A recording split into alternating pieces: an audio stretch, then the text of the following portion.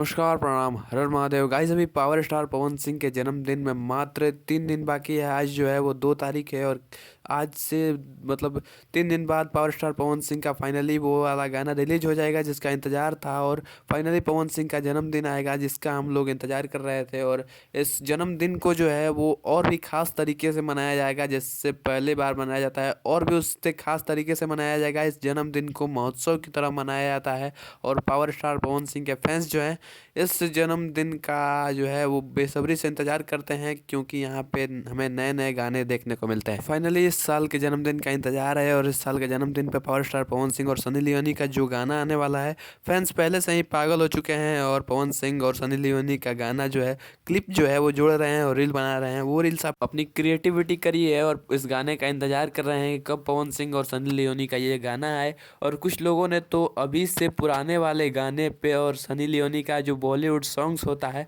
वहाँ से एक रील उठाया है और उसके बाद जो है पवन सिंह की आवाज़ में उस रील को सेट कर दिया है। मैं वो इस वीडियो में आपको देखने को मिलेगा। लेकिन मैं आज ये अनाउंस कर रहा हूं इस मंच पे,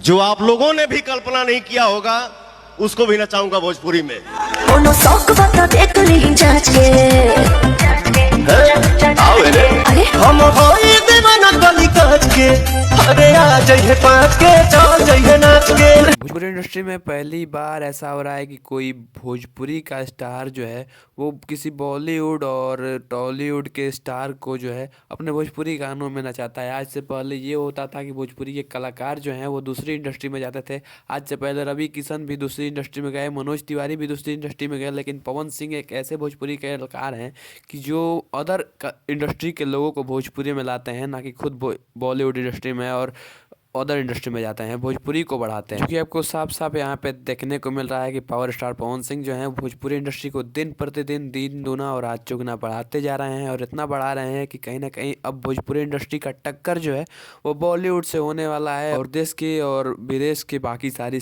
फिल्म इंडस्ट्री से होने वाला है। वैसे आपका इस वीडियो के बारे में क्या ख्याल है, कमेंट में जरूर बताना। मिलते अगले वीडियो में, तब तक के लिए जय हिंद, वंदे मातरम, हर हर महादेव।